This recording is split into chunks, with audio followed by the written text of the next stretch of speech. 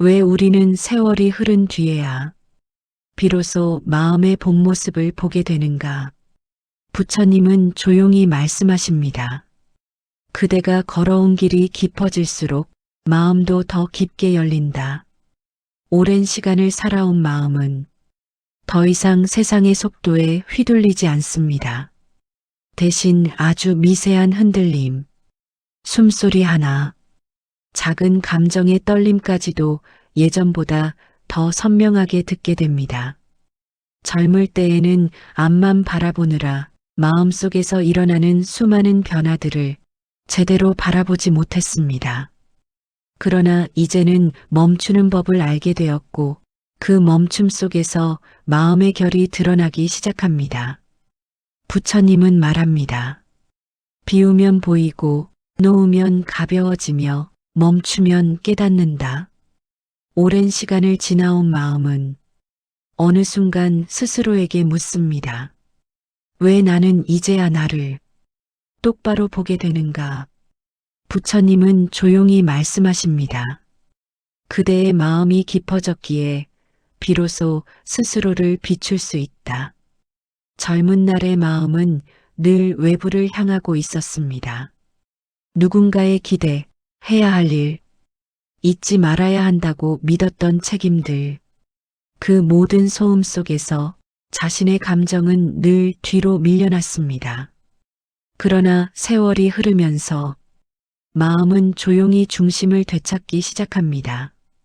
남이 아닌 나를 바라보는 일이 두렵지 않아지고 오히려 필요한 일이 되기 시작합니다. 부처님은 일렀습니다. 물이 흐릴 때는 하늘을 비추지 못하나 고요해지면 하늘은 스스로 드러난다. 마음도 이와 같습니다. 외부의 일에 흔들릴 때는 자신이 무엇을 느끼는지도 알 수 없었습니다. 하지만 이제는 마음의 결을 하나씩 살펴볼 여유가 생겼습니다. 사소해 보이던 감정의 움직임, 문득 떠오르는 오래된 기억, 그리고 말로는 설명되지 않는 쓸쓸함이나 평온. 이 모든 것이 그대 마음이 들려주는 진짜 소리입니다. 예전에는 감정을 드러내는 것을 약함이라고 오해했습니다. 그래서 괜찮지 않아도 괜찮은 척했고 슬퍼도 담담한 척하며 버텼습니다. 하지만 부처님은 말씀하십니다. 감정을 숨기는 것이 강함이 아니라 감정을 바라보는 자가 강한 것이다. 이제는 슬픔을 슬픔이라 하고 외로움을 외로움이라 부를 수 있습니다. 감정을 억누르는 대신 그 감정이 왜 왔는지 조용히 응시할 수 있습니다. 이것이 마음의 성숙이며 늦은 시기에 찾아오는 지혜입니다. 마음의 소리에 귀를 기울이면 지금까지 보지 못했던 풍경이 보입니다. 과거의 후회는 더 이상 나를 얽매는 쇠사슬이 아니라 마음을 단단하게 만든 흔적이 되고 지금의 혼자 있는 시간은 고독이 아니라 회복의 시간이 됩니다. 부처님은 마지막으로 조용히 말씀하십니다. 그대가 들은 그 작은 마음의 소리, 그것이 바로 수행의 첫걸음이다.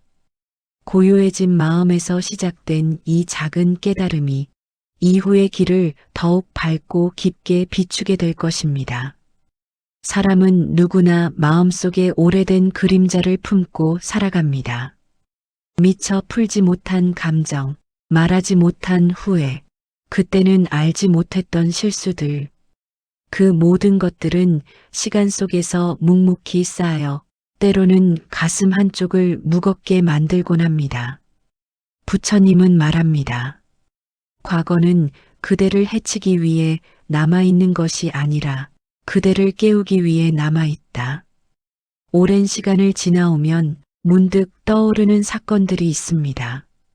왜 그때는 조금 더 따뜻할 수 없었는지, 왜 그렇게 서둘러 판단했는지, 왜 자신의 마음을 제대로 보호하지 못했는지. 하지만 부처님은 조용히 물으십니다. 그때의 그대와 지금의 그대가 어찌 같겠는가. 그 시절에 나는 그 시절의 생각으로 살아갔을 뿐입니다. 지금의 내가 알고 있는 지혜를 그때의 내가 알 수 있었을까요? 그럴 수 없었습니다. 그러나 우리는 종종 그것을 잊고 과거의 자신을 지금의 기준으로 꾸짖습니다. 부처님은 일러주십니다. 지금의 지혜로 과거를 꾸짖지 말라. 그 시절에 그대는 이미 충분히 노력하고 있었다. 상처는 지워버려야 할 대상이 아니라 바라보아야 할 대상입니다. 왜냐하면 상처를 인정하는 순간 마음은 비로소 다시 숨을 쉬기 시작하기 때문입니다. 슬펐던 장면을 떠올릴 때 그대는 여전히 가슴이 아프겠지만 그 아픔 속에는 그때의 자신을 더 잘 이해할 수 있는 열쇠가 숨겨져 있습니다. 부처님은 말씀하십니다. 아픔을 피하면 더 깊어지고 마주하면 사라진다. 이제 그대는 그때의 자신을 감싸 안을 만큼 넉넉한 마음을 지니고 있습니다. 그 사실을 잊지 마십시오. 과거와 화해한다는 것은 그 기억을 잊는 것이 아니라 그 기억을 다르게 볼 수 있다는 뜻입니다. 그때는 나에게 상처였지만 지금은 나에게 지혜가 되었다는 뜻입니다. 부처님은 마지막으로 말씀하십니다. 상처가 그대의 마음을 아프게 한 것이 아니라 그 상처를 미워한 마음이 아프게 한 것이다. 미움 대신 이해를, 두려움 대신 연민을, 후회 대신 수용을 선택할 수 있을 때 과거는 더 이상 그대를 붙잡지 못합니다. 그제야 마음은 한층 더 가벼워지고 앞으로의 길을 평온히 걸을 수 있게 됩니다. 살아가는 동안 사람은 자신도 모르게 남과 자신을 비교합니다. 누구는 더 많은 것을 가진 것 같고, 누구는 더 평탄한 길을 걷는 것 같고, 누구는 더 행복해 보이기도 합니다. 그러나 부처님은 단호히 말씀하십니다. 비교는 마음을 묶는 가장 질긴 사슬이다. 사람의 삶은 모두 다릅니다. 누군가는 빠르게 달리는 길을 걷고, 누군가는 멈추어 쉬어야 하는 길을 걷고, 누군가는 어두운 계곡을 지나며, 누군가는 빛이 가득한 길에서 배움을 얻습니다. 그럼에도 우리는 남의 발자국을 내 발자국과 맞추려고 합니다. 하지만 부처님은 묻습니다. 그대의 길을 남의 길로 바꿔 걸을 수 있는가? 그럴 수 없습니다. 왜냐하면 인연도 다르고 배운 것도 다르고 겪어온 시간의 무늬도 모두 다르기 때문입니다. 비교가 괴로운 이유는 남이 가진 것을 욕심내서가 아니라 내가 걸어온 길을 있는 그대로 바라보지 못했기 때문입니다. 남과 나를 비교할 때 그대의 시선은 밖을 향합니다. 그러나 비교를 내려놓는 순간 시선은 다시 안쪽으로 돌아옵니다. 그때 비로소 내 마음의 속도, 내 삶의 무늬, 내가 걸어온 길의 의미가 또렷하게 보이기 시작합니다. 부처님은 말합니다. 남을 본다는 것은 바깥을 보는 것이요. 자신을 본다는 것은 진실을 보는 것이다.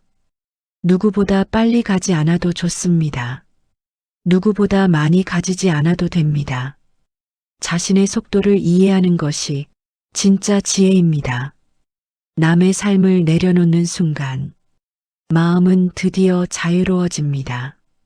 남의 기쁨을 질투하지 않고 남의 성공 앞에서 흔들리지 않고 남의 불행을 통해 우월함을 느끼지도 않게 됩니다. 그대는 오직 자신에게만 집중하게 됩니다. 지금의 나를 있는 그대로 바라보고 지금의 마음을 소중히 다룰 수 있게 됩니다. 부처님은 마지막으로 말씀하십니다. 비교를 버리면 그대의 길이 비로소 드러난다. 그 길은 남과 경쟁하는 길이 아니라 자기 자신과 화해하는 길이며 가벼운 마음으로 걸을 수 있는 참된 자유의 길입니다.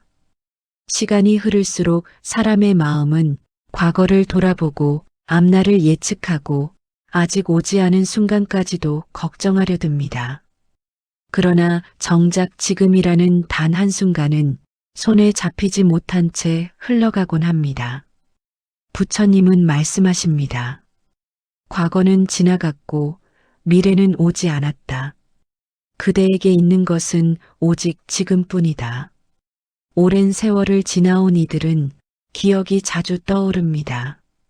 슬픔도 기쁨도 후회도 그리움도 자꾸만 마음을 두드리며 지금이라는 시간을 흐릿하게 만듭니다. 또한 앞날에 대한 작은 두려움은 마음이 오늘을 완전히 누리지 못하게 합니다. 그렇게 과거와 미래 사이에 갇힌 마음은 지금의 고요를 놓치고 맙니다. 부처님은 묻습니다. 그대는 지금 숨쉬고 있는가? 이 질문은 지금이라는 시간 속에 마음이 머물고 있는지를 묻는 것입니다. 부처님은 가장 단순하고 가장 깊은 수행을 가르치셨습니다. 바로 호흡을 듣는 것입니다. 숨을 들이마실 때 그대는 삶이 시작되는 문을 통과합니다. 숨을 내쉴 때 그대는 놓아버림의 지혜를 배웁니다. 이 단순한 반복 속에 삶의 흐름 전체가 담겨 있습니다. 호흡에 귀를 기울일 때 마음은 과거로 달아나지 못하고 미래로도 흩어지지 못합니다. 그대는 온전히 지금에 존재하게 됩니다. 부처님은 말합니다. 한 번의 바른 호흡은 100번의 혼란을 잠재운다. 지금 이 순간은 작아 보이지만 가장 온전한 시간입니다. 과거는 되돌릴 수 없고 미래는 알 수 없지만 지금은 느낄 수 있고 바라볼 수 있고 바로 이 자리에서 변화시킬 수 있습니다. 느린 호흡 하나만으로도 마음은 부드러워지고 불안은 가라앉고 시간은 넓어지기 시작합니다. 그리고 그제야 비로소 삶의 작은 결들이 밝고 선명하게 보입니다. 부처님은 마지막으로 말씀하십니다. 지금 이 순간에 머무는 마음이 가장 지혜롭다. 사람은 누구보다 자기 자신에게 엄격합니다. 스스로를 책망하는 일은 쉬워도 스스로를 위로하는 일은 오래 걸립니다. 그러나 부처님은 일러주십니다. 그대여 자신에게 자비를 베풀라. 그대가 가장 오랫동안 함께한 존재는 바로 그대 자신이다. 살아오며 겪은 실수와 후회는 마음속 깊은 곳에 남아 문득 떠오를 때마다 나를 아프게 만듭니다. 왜 그때는 더 현명하지 못했을까? 왜 내 마음을 지키지 못했을까? 왜 그 사람에게 그렇게밖에 하지 못했을까? 그러나 부처님은 말씀하십니다. 그대가 지금 아는 지혜를 그때의 그대가 알 수 있었는가? 그 시절의 나는 그 시절의 생각과 마음으로 최선을 다해 살아갔습니다. 지금의 나와 똑같을 수는 없었습니다. 그 사실을 인정하는 것이 자기자비의 첫걸음입니다. 많은 사람들은 스스로를 위로하는 일을 나약하다고 생각합니다. 하지만 그것은 깊은 오해입니다. 부처님은 일러주십니다. 자신을 돌보지 못하는 이는 남도 돌볼 수 없다. 자기자비는 게으름이 아니라 책임이며 나약함이 아니라 통찰이고 도피가 아니라 회복입니다. 자신을 이해할 수 있어야 타인의 아픔도 이해할 수 있습니다. 자신을 용서할 수 있어야 세상을 더 부드럽게 바라볼 수 있습니다. 자기자비의 수행은 복잡한 의식을 필요로 하지 않습니다. 한 문장으로 충분합니다. 그때의 나는 그것이 최선이었다. 이 문장을 받아들이는 순간 과거의 나는 더 이상 꾸짖음의 대상이 아니라 안아주어야 할 존재로 돌아옵니다. 마음속에 남아있던 오랜 죄책감과 후회는 서서히 힘을 잃고 대신 고요와 따뜻함이 들어옵니다. 부처님은 마지막으로 말씀하십니다. 그대가 그대를 용서하면 그대의 마음이 다시 피어난다. 스스로를 품어주는 마음은 남은 삶 전체를 비추는 부드러운 등불이 될 것입니다. 살아온 세월이 깊어질수록 마음에는 두 가지가 쌓입니다. 하나는 경험에서 얻은 지혜이고 다른 하나는 마음을 무겁게 하는 짐입니다. 사람들은 지혜만 남고 짐은 저절로 사라지길 바라지만 부처님은 조용히 말씀하십니다. 짐이 사라지지 않는 것이 아니라 그대가 내려놓지 않았던 것이다. 사람 마음 속에는 보이지 않는 짐이 많습니다. 말하지 못한 서운함, 끝내 정리하지 못한 상처, 누군가에게 받았던 외면, 돌아보면 참 사소했던 오해. 이 모든 감정이 마음 한구석을 차지한 채 지나간 시간 속에서도 텅 비지 않은 채로 남아 있습니다. 부처님은 묻습니다. 그대는 그 짐을 얼마나 더 짊어지고 갈 것인가? 많은 이들이 착각합니다. 내려놓음은 잊어버림이라고 생각합니다. 그러나 부처님은 말씀하십니다. 내려놓는다는 것은 기억을 없애는 것이 아니라 고통과 함께 있던 집착을 놓는 것이다. 슬픔은 사라지지 않습니다. 상처도 완전히 지워지지 않습니다. 그러나 그 감정에 붙어 있던 원망, 비교, 미련은 충분히 내려놓을 수 있습니다. 내려놓는 순간 그 기억은 더 이상 아픔이 아니라 지혜가 됩니다. 삶을 더 넓게 바라볼 수 있는 거울이 됩니다. 내려놓음은 마음의 마지막 성장입니다. 짐이 줄어드는 순간 마음의 자리가 넓어지고 넓어진 마음에는 고요가 들어옵니다. 부처님은 말씀하십니다. 채우는 마음은 흔들리고 비우는 마음은 자유롭다. 마음이 자유롭다는 것은 세상이 달라졌다는 뜻이 아니라 세상을 바라보는 눈이 부드러워졌다는 뜻입니다. 그리고 바로 그때 비로소 사람이 평온해집니다. 혼란은 풍경이 되고 상처는 지혜가 되고 과거는 걸림돌이 아니라 발자국이 됩니다. 부처님은 마지막으로 조용히 속삭입니다. 이제 그대는 그대를 괴롭히던 것을 손에서 내려놓을 때가 되었다. 부처님은 일러주십니다.